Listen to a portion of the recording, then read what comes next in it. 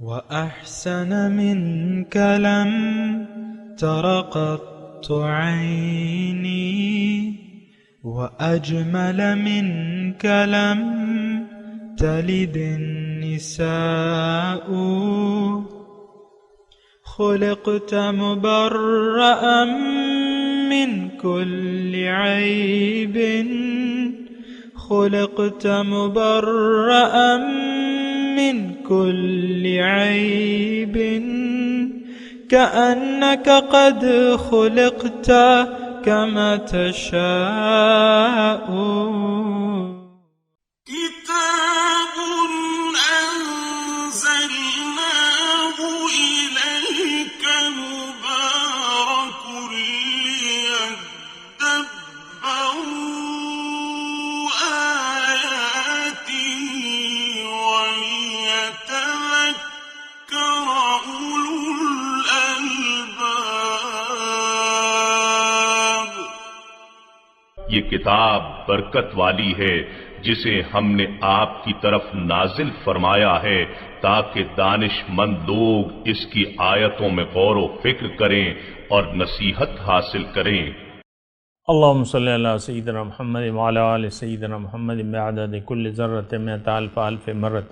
سامعین و ناظرین کرام، السلام علیکم ورحمۃ اللہ وبرکاتہ۔ سامعین کرام، سورہ انشقاق آیت نمبر 16 سے 18۔ آج کا موضوع کیا ہماری توجہ اپنی معراج حاصل کرنے کی طرف ہے؟ اس کے ساتھ آج کے سبق کا آغاز کرتے ہیں۔ سب سے پہلے گزشتہ سبق کا اعادہ ہوگا۔ فَأَمَّا مَنْ أُوتِيَ كِتَابَهُ بِيَمِينِهِ تو جس کا نامہ اعمال اس کے داہنے ہاتھ میں دیا جائے گا فَسَوْفَ يُحَاسَبُ حِسَابًا يَسِيرًا اس سے حساب آسان لیا جائے گا وَيَنْقَلِبُ إِلَىٰ أَهْلِهِ مَسْرُورًا اور وہ اپنے گھر والوں میں خوش خوش آئے گا۔ وَأَمَّا مَنْ أُوتِيَ كِتَابَهُ وَرَاءَ ظَهْرِهِ اور جس کا نامہ اعمال اس کی پیٹھ کے پیچھے سے دیا جائے گا فَسَوْفَ يَدْعُو ثُبُورًا وہ موت کو پکارے گا وَيَصْلَى سَعِيرًا اور دوزخ میں داخل ہوگا۔ إِنَّهُ كَانَ فِي أَهْلِهِ مَسْرُورًا یہ اپنے اہل و عیال میں مست رہتا تھا۔ إِنَّهُ ظَنَّ أَن لَّن يَحُورَ اور خیال کرتا تھا کہ خدا کی طرف پھر کر نہ جائے گا۔ بَلَى إِنَّ رَبَّهُ كَانَ بِهِ بَصِيرًا ہاں اس کا پروردگار اس کو دیکھ رہا تھا۔ سامعین اکرام، سورہ انشقاق آیت نمبر 16۔ لفظی ترجمہ: فلا اقسم بالشفق، سو مجھے قسم ہے شفق کی، واللیل وما وسق، اور رات کی اور ان چیزوں کی جنہیں وہ اپنے دامن میں سمیٹ لیتی ہے، والقمر اذا اتسق، اور چاند کی جب وہ پورا دکھائی دیتا ہے، لترکبن طبقا عن طبق، تم یقیناً طبق در طبق ضرور سواری کرتے ہوئے جاؤ گے۔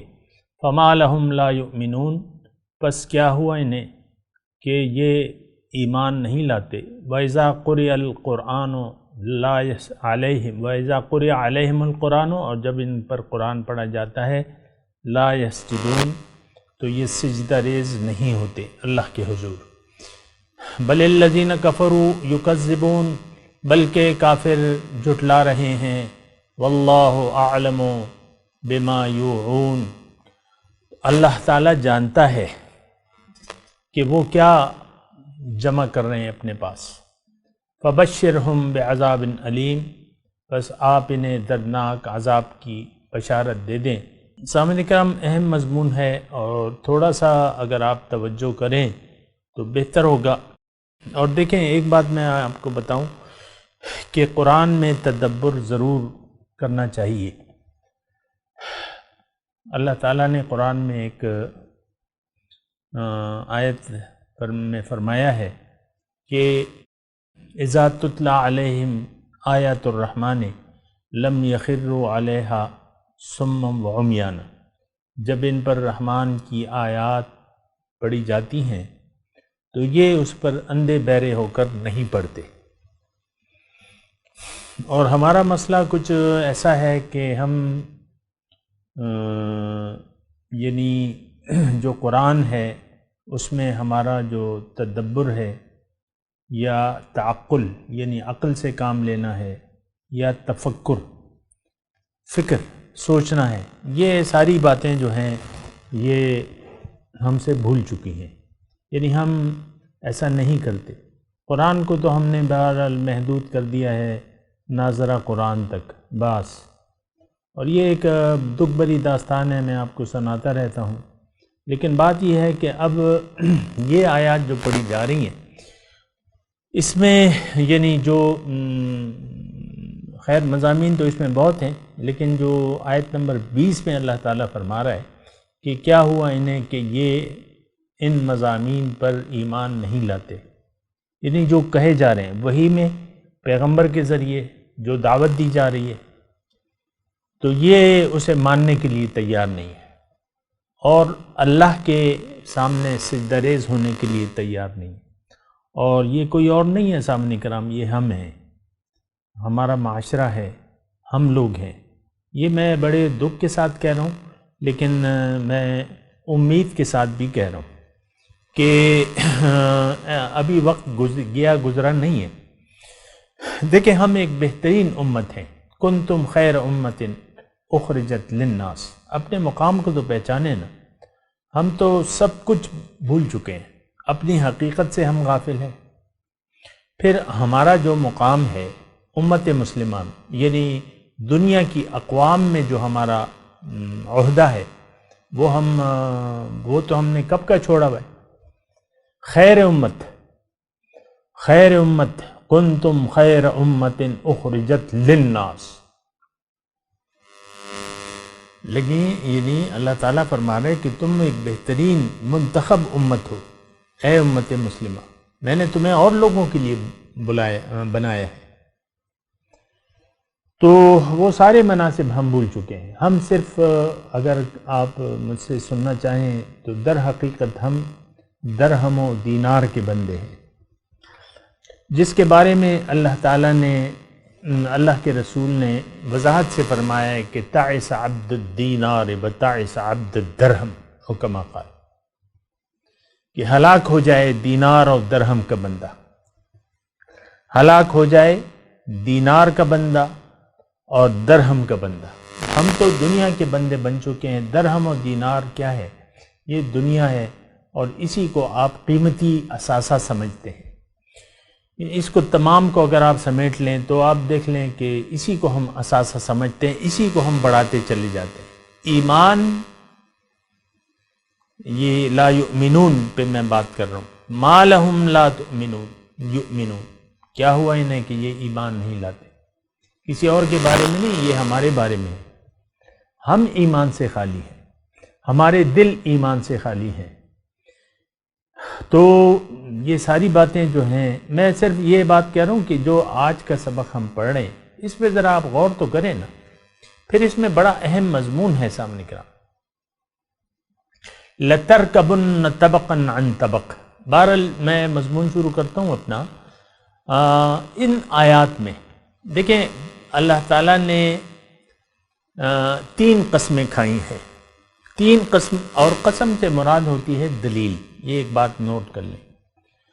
اچھا، اس میں مضمون یہ ہے، پہلے میں اپنے الفاظ میں یہ مضمون ادا کر دوں، اس میں مضمون یہ ہے کہ اللہ تعالیٰ ہمیں فرما رہا ہے کہ ہر چیز درجہ بدرجہ نمو پا رہی ہے۔ دنیا میں ہر چیز، اس کائنات میں ہر چیز درجہ بدرجہ نمو پا رہی ہے، ایک حالت سے دوسری حالت، دوسری حالت سے تیسری حالت۔ دیکھیں چکن ہے، میں چھوٹی سی مثال آپ کو دے دوں، چکن ہے، انڈا ہے، یعنی مرغی کا انڈا، اب یہ ایک حالت ہے، لیکن جب یعنی مرغی اس کو پر بیٹھتی ہے اور تو اب یہ ہے نا کہ وہ دوسری حالت اس کی انڈے کی حالت انڈے میں ہی تبدیل ہو جاتی ہے. یعنی اس کو اب انڈے کی معراج کیا ہے؟ انڈے کی معراج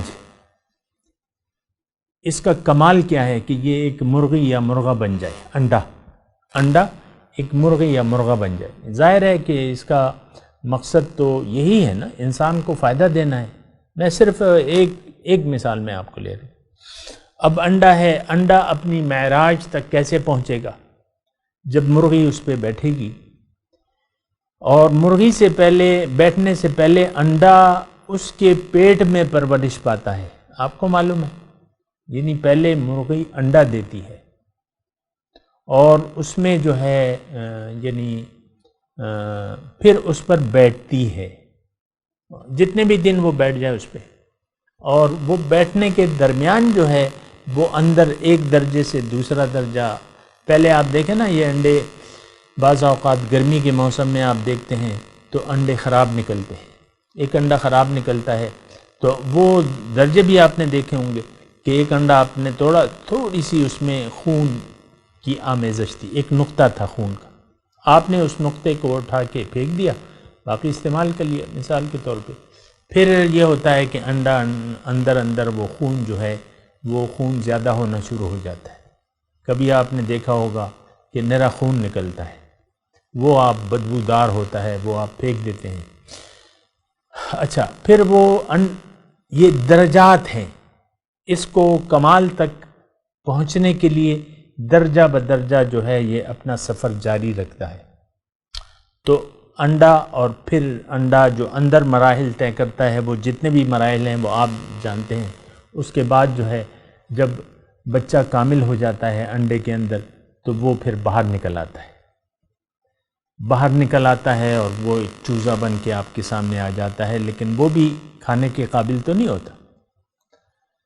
آہستہ آہستہ جو ہے درجہ بدرجہ وہ ایک چوزا سے مرغی یا مرغہ بن جاتا ہے، اور پھر جب وہ جوان ہوتا ہے تو آپ اس کو ذبح کر لیتے ہیں، کھا لیتے ہیں، ختم ہو جاتی ہے بات. تو یہ انڈے کی اسی طرح ہر چیز کی گٹھلی ہے آم کی تو وہ ایسی پڑی ہوئی ہے، لیکن جب وہ زمین میں جاتی ہے اس سے ایک کونپل نکلتی ہے، پھر اس سے پودا ہوتا ہے، پودے سے پھر درخت بنتا ہے، اور پھر درخت جب وقت گزرتا ایک درجے سے گزرتے گزرتے آم کا پیڑ اپنے کمال تک پہنچ جاتا ہے اور اس پر پھل آ جاتا ہے، اور وہ پھل پھر آپ کھا لیتے ہیں. یعنی وہ گٹھلی اپنے کمال تک پہنچ جاتی ہے ہر چیز کا. اب میں مضمون بیان کر رہا ہوں تھوڑا سا بغیر جذبات کے، میں آپ کو بتا رہا ہوں کہ ہر چیز کا ایک کمال ہے. ہر چیز دنیا کی اللہ تعالیٰ نے انسان کے لیے پیدا کی ہے اور اس کے استعمال کے لیے. اب ہر چیز کا ایک کمال ہے، اور کمال یہ ہے کہ یہ نمو پا کر ایک درجے سے دوسرے درجے تک آخر کار یہ کہ یہ انسان اس سے فائدہ حاصل کر لے. آم کی گٹھلی کا کمال یہ ہے، معراج یہ ہے کہ اس سے ایک درخت بن جائے، درخت پر پھل آ جائیں اور وہ پھل انسان کو مل جائیں. بس اس کا مقصد جو ہے پورا ہو گیا. اب یہ ساری کائنات کا ایک مقصد ہے. ساری کائنات درجہ بدرجہ جو ہے اللہ تعالیٰ نے فی ستۃ ایام کے الفاظ آئے. خلق السماوات والارض فی ستۃ ایام، او کما قال، اس طرح ہے کہ 6 دنوں میں درجہ بدرجہ درجہ. اولم یر الذین کفروا ان السماوات والارض کانتا رتقا ففتقناہما. کیا دیکھتے نہیں ہیں یہ کافر کہ آسمان اور زمین ایک رقیق مادہ تھے، اس کو میں نے پھاڑ دیا. بگ بینگ آپ نے معلوم کیا ہے کہ ایک دھماکہ ہوا، بگ بینگ ہوا، زبردست دھماکہ ہوا، اس سے جو ہے یہ کائنات بنی. تو اس طریقے سے کائنات کی ابتدا ہے. اب یہ اپنے عروج پر ہے، معراج پر ہے، انسان اس میں آ گیا ہے، اپنی زندگی گزار رہا ہے. یہ دیکھیں بہت بڑا لمبا مضمون ہے اس میں. ہر چیز اس کارخانے قدرت میں اپنے کمال تک پہنچ گئی ہے. اب وہ ہستی جس کے لیے یہ ساری کائنات بنائی گئی تھی، وہ بھی اس کا بھی شروعات ہو چکی ہیں. روحیں آ رہی ہیں، روحوں کو جسم مل رہے ہیں اور واپس لیے جا رہے ہیں. اللہ تعالیٰ روحوں کو موقع دے رہا ہے کہ بھئی جاؤ تم اپنی تیاری کرو، مجھ سے ملاقات کی تیاری کرو، میں تمہیں ہدایات بھجواؤں گا اپنے رسول کے ذریعے، رسول تمہیں ہدایات بھی پیش کریں گے اور تمہیں ایک نمونہ بھی پیش کریں گے ان پر عمل کا، تو تم ان کی اتباع کرنا، ان کو پیغام کو مان لینا اور اللہ کے سامنے سر جھکا دینا۔ فما لہم لا یؤمنون میں یہ تک میں یہ تذکرہ لے آیا، کیا ہوا انہیں کہ یہ ایمان نہیں لاتے۔ وَإِذَا قُرِئَ عَلَيْهِمُ الْقُرْآنُ لَا يَسْجُدُونَ، یہاں سجدہ ہم نے پڑھا ہے سامنے کرام، ہو سکتا ہے پھر موقع نہ ملے، لیکن میں یہاں بتا رہا ہوں یہ آیت سجدہ ہے۔ درس سے فارغ ہو کے آپ نے سجدہ تلاوت کرنی ہے، اور تھوڑی سی اس کی تفصیل یہ ہے کہ یہ آیت جتنی بھی میں مرتبہ پڑھوں گا آج اس وقت اس کرسی پر بیٹھے ہوئے، تو بس ایک سجدہ آپ نے کرنا ہے، بار بار 50 مرتبہ میں یاد کر لوں آپ پر ایک سجدہ واجب ہے ایک نشست میں۔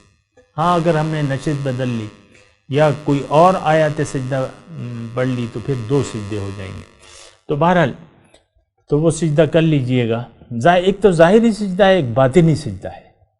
ہم ظاہری سجدہ تو کر لیتے ہیں لیکن باطنی سجدے کے لیے تیار نہیں ہوتے۔ باطنی سجدہ یہ ہے کہ آپ اللہ تعالیٰ کے مقصد تخلیق جو آپ کا ہے اس کے سامنے سر جھکا دیں، جس لیے اللہ تعالیٰ نے آپ کو بنایا ہے مان لیں، تسلیم کر لیں کہ ہاں میری منزل اللہ ہے، میں نے اللہ کے پاس جانا ہے اور اللہ کے قریب ہونا ہے،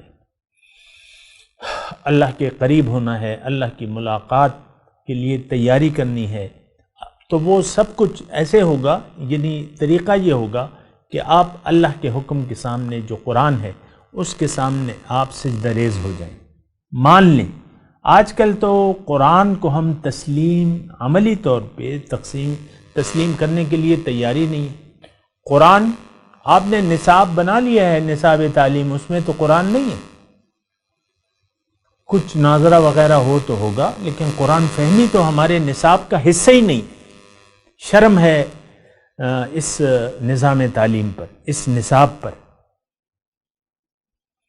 بہرحال وہ ایک الگ بات ہے، لیکن ہم من حیث القوم انفرادی طور پہ، اجتماعی طور پہ، امہ کے طور پہ قرآن کے سامنے ہم سجدہ ریز نہیں ہیں۔ یہ ہماری خواہشات ہیں، یہ ہماری آرزوئیں ہیں جس کے مطابق ہم اپنی زندگی گزارنے کو ترجیح دیتے ہیں قرآن کے برعکس۔ اور میں آپ کو یہ خطہ جو اللہ تعالیٰ نے آپ کو دیا ہے، اور یہ جو تحفہ خدا بندی ہے، پاک آستان، پاک آستانہ، پاک زمین، یہ کلمے کے نفاذ کے وعدے پہ آپ نے اللہ تعالیٰ سے لی تھی کہ پاکستان کا مطلب کیا، لا الہ الا اللہ۔ تو اب تو وہ وعدہ کبھی کا آپ بھول چکے ہیں۔ جو سود جتنی حرام چیز ہے وہ اب تک آپ کی ریاست جو ہے اس پر مصر ہے کہ یہ سود جو ہے ہم نے ضرور اس کا نظام قائم رکھنا ہے۔ 70 سال ہو گئے، اور مجھے یاد ہے جب 73 کا آئین بنا تھا، اور تو آپ نے اس میں یہ لکھا تھا کہ ایک 10-20 سال میں مہلت آپ نے مانگی تھی کہ ہم 10-20 سال میں سود سے جان چھڑا لیں گے۔ آپ دیکھ لیں اس کو بنے ہوئے اب 50 سال پورے ہونے والے ہیں، یعنی اس کو بنے ہوئے۔ بہرحال تو بات یہ ہے کہ یہ آج کا جو سبق ہے، ہم آتے ہیں اپنے سبق کی طرف۔ اس میں اللہ تعالیٰ یہ جو ہمیں بیان فرما رہے ہیں نا کہ فلا اقسم بالشفق واللیل وما وسق والقمر اذا اتسق۔ اب یہ کیا چیزیں ہیں؟ یہ دلائل ہیں۔ دلیل کیا ہے کہ ایک حالت کے بعد دوسری حالت آتی ہے۔ سورج نکلا ہوا ہے، شام کو سورج جب ڈوب جاتا ہے تو شفق کی سرخی آ جاتی ہے، شام کی سرخی۔ شفق کہتے ہیں اس یعنی سورج کی اس روشنی کو جو غروب ہوتے ہوئے یا طلوع ہوتے ہوئے نظر آتی ہے۔ سرخی مائل ہوتا ہے نا آسمان، غروب ہوتے ہیں۔ یہاں تو ہم یعنی طلوع کا الگ مسئلہ ہے، لیکن یہاں ہم جب سورج ڈوب رہا ہو تو سرخی چھا جاتی ہے۔ اب اب ان جو ہے نا تین دلائل اللہ تعالیٰ، اس تینوں دلائل کا مقصد یہ ہے کہ دیکھو تبدیلیاں ہونا یا ایک درجے سے دوسرے درجے تک پہنچنا، یہ کائنات کا ایک نظام ہے. ہر ایک چیز تبدیلی اور درجہ بدرجہ تبدیلی کے عمل سے گزر کے ایک نتیجہ اس کا نکلتا ہے. اب سورج نکلا ہوا ہے، دوسرا درجہ جب شام ہوگی تو یہ سورج ڈوب جائے گا. یعنی جب دن چڑھ گیا، اب دن کی جو رات کی سرخی ہے یہ لازمی ہے کہ آئے گی، اور پھر رات آئے گی. واللیل وما وسق، اور رات کی جنہیں اور ان چیزوں کی، وما وسق جن چیزوں کی کہ وہ اب اپنے دامن میں سمیٹ لیتی ہے. جب رات ہوتی ہے تو ہنگامہ زندگی پرسکون ہونے لگتا ہے، لوگ اپنے اپنے گھروں کو لوٹ جاتے ہیں، کھانا کھاتے ہیں، آرام کرتے ہیں. یہ یعنی ایک تبدیلی، دن کے بعد رات، سورج کے بعد اس کا غروب ہونا لازم ہے، اور پھر جب شفق کے بعد جو ہے رات چھا جاتی ہے اور وہ بہت سی چیزوں کو اپنی لپیٹ میں لے لیتی ہے. والقمر اذا اتسق، اور چاند کہ جب وہ پورا ہو جاتا ہے. قمر کہتے ہیں ہلال کو، تسق کا مطلب یہ ہے کہ جب وہ ماہ کامل بن جاتا ہے. یعنی سورج اگر ہلال ہے، چاند اگر ہلال کی شکل میں آج، تو کچھ دنوں بعد وہ ماہ کامل بن جائے گا. آپ کو معلوم ہے سامنے، یعنی کوئی چیز اپنی جگہ ٹھہرتی نہیں ہے، اور تبدیلی آتی ہے، اور درجہ بدرجہ اس میں تبدیلی آتی ہے، اور اس کا ایک نتیجہ نکلتا ہے. سورج اگر غروب ہوتا ہے تو اس کا نتیجہ کیا ہے کہ رات پھیل جاتی ہے. چاند اگر نکلتا ہے تو اس کا آہستہ آہستہ درجہ بدرجہ ماہ کامل بن جاتا ہے کہ یہ ٹوٹا ہوا تارا کہیں ماہ کامل نہ بن جائے. بہرحال وہ تو الگ ہے شعر. تو میں آپ کو یہ کہہ رہا ہوں کہ تھوڑا سا اب میں یہ اس کا خلاصہ تمام مضمون کا نکال لوں. یہ لَتَرْكَبُنَّ طَبَقًا عَنْ طَبَقٍ، اے انسان جس طریقے سے ہر چیز درجہ بدرجہ اپنے کمال کو پہنچتی ہے، اور اس کا پہنچنا یقینی ہے، اس کا پہنچنا یقینی ہے. یعنی آپ نے مناسب زمین میں، مناسب موسم میں آم کی گٹھلی کو دبا دیا، مناسب اس کو کھاد پانی دے دیا. اب اس کا پودا نکلنا اور اپنے کمال تک پہنچنا یہ لازمی ہے. اسی طرح جو چوزا پیدا ہوتا ہے، انڈے سے جو بچہ نکلتا ہے، اس کا اپنی جوانی کو پہنچنا لازم ہے. الا یہ کہ موت آ جائے، وہ چوزا مر جائے، یا جو وہ ایک الگ بات ہے. عام طور پہ انسان اسی طرح، انسان سامعین کرام، انسان کے ظاہر کی ابتدا آپ دیکھ لیں، باپ کی پیٹھ میں وہ نطفہ ہوتا ہے، وہ جاتا ہے ماں کے رحم میں، وہاں جا کے اس میں تبدیلیاں آنا شروع ہو جاتی ہیں. یہ ایک قسم کی کھیتی ہے.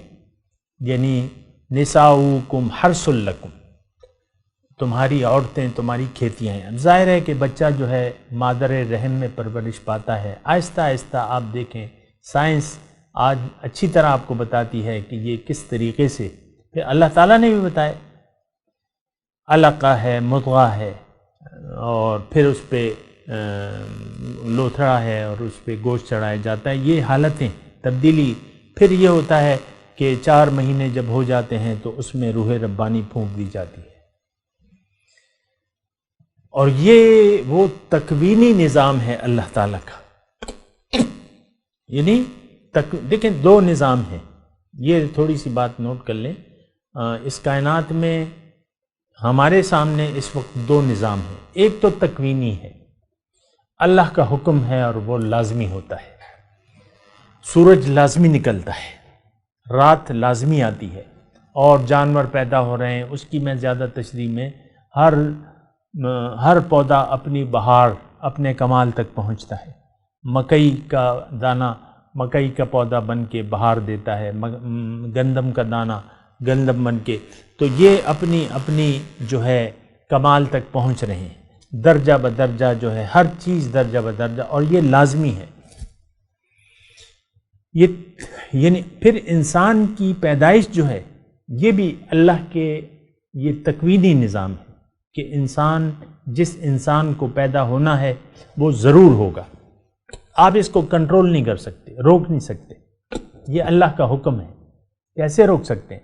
دیکھیں کتنی بڑی جہالت ہے کہ آپ آبادی کو کنٹرول کرنے کا سوچتے ہیں، یہ تو اللہ کا نظام ہے، اللہ نے وہ روحیں جو آنی ہیں وہ تو آنی ہیں، آپ اتنے پاگل کیوں بنتے ہیں کہ ان آبادی کو آپ کنٹرول کرنے لگیں؟ کہ آپ اللہ کے فیصلہ کا یعنی اللہ کے حکم کے سامنے غالب آ سکتے ہیں؟ جو مخلوق اس نے پیدا کرنی ہے، جو ارواح موجود ہیں وہ ضرور آئیں گے۔ بہرحال تو میں یہ کہہ رہا ہوں ایک تکوینی نظام ہے اللہ کا، وہ اس میں انسان کا کوئی اختیار نہیں ہے، انسان کہاں پیدا ہوگا، کب پیدا ہوگا۔ میں دیکھیں 56 میں آیا ہوں، اور میرے والدین کون تھے یہ بھی اللہ کا فیصلہ ہے، مجھے کس جگہ پیدا ہوں یہ بھی اللہ، اب میری موت کہاں پر آئی، کیسے حالات میں آئے گی، یہ بھی اللہ کا فیصلہ ہے۔ اینما تکونوا یدرککم الموت ولو کنتم فی بروج مشیدہ، جہاں بھی تم ہو تمہیں موت آئے گی اگرچہ تم مضبوط قلعوں میں کی۔ تو یہ تکوینی کام، ایک انسان کا رزق کتنا ہے یہ تکوینی امر ہے۔ نحن قسمنا بینہم معیشتہم فی الحیات الدنیا، تو یہ ساری باتیں ہیں، یہ تکوینی ہیں۔ اب بہرحال میں تو تکوینی بات کر رہا ہوں، لیکن یہ تشریح کیا ہے، تشریح احکامات کیا ہیں کہ انسان کو اللہ تعالیٰ نے پیدا کیا، یہ جوان ہوا، اور اس کو اللہ تعالیٰ نے عقل دی اور اختیار بھی دے دیا، اور اس کے لیے ایک شریعت بنا دی، اس کے لیے قانون بھجوا دیا لوح محفوظ سے، اور وہ رسول کے ذریعے۔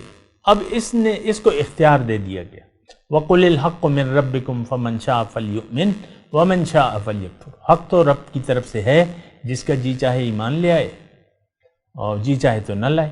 تو یہ اب تشریح ہے، اس میں آپ کا اختیار ہے، اور جب آپ اپنے اختیار کو استعمال کرتے ہیں تو اگر آپ نے مناسب فیصلہ کیا، صحیح فیصلہ کیا، تو آپ کو اجر ملے گا دنیا اور آخرت میں۔ اگر آپ نے اللہ کے حکم یعنی قرآن کے حکم کے سامنے آپ نے سر نہ جھکایا تو آپ کو سزا ملے گی، سب سے پہلے دنیا میں اور پھر آخرت میں۔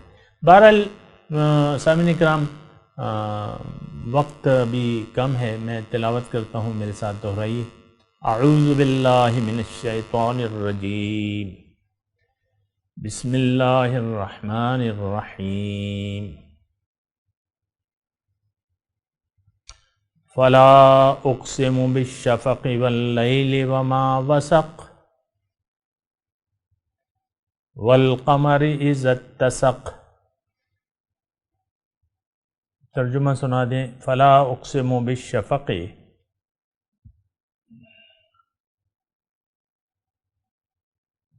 بس مجھے قسم ہے شفق، یہ شام کی سرخی کی یا اس کے بعد اجالے کی،